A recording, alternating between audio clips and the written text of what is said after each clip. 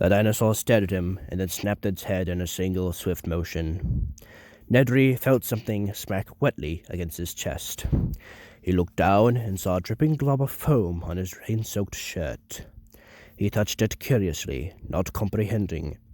It was spit. The dinosaur had spit on him.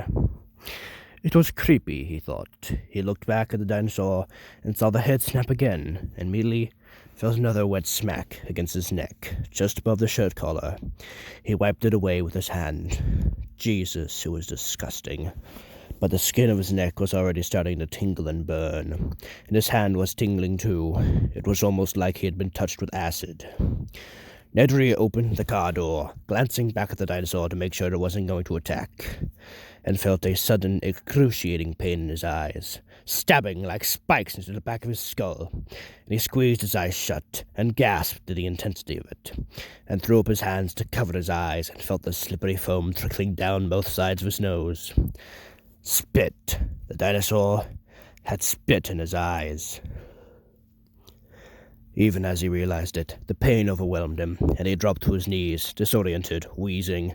He collapsed onto his side, his cheek pressed to the wet ground, his breath coming in thin whistles through the constant, ever-screaming pain that caused flashing spots of light to appear behind his tightly shut eyelids. The earth shook beneath him, and Nedry knew the dinosaur was moving. He could hear its soft, hooting cry, and despite the pain, he forced his eyes open, and still he saw nothing but flashing spots against black. Slowly, the realization came to him. He was blind.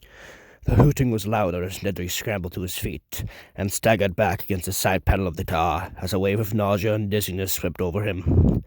The dinosaur was close now. He could feel it coming close. He was dimly aware of its snorting breath.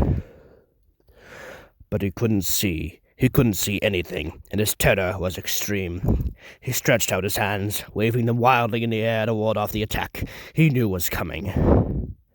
And then there was a new, searing pain, like a fiery knife in his belly, and Nedry stumbled, reaching blindly down to touch the ragged edge of his shirt, and then a thick, slippery mass that was surprisingly warm, and with horror, he suddenly knew he was holding his own intestines in his hands. The dinosaur had torn him open. His guts had fallen out. Nedry fell to the ground and landed on something scaly and cold. It was the animal's foot. And then there was a new pain on both sides of his head. The pain grew worse, and as he was lifted to his feet, he knew the dinosaur had his head in its jaws.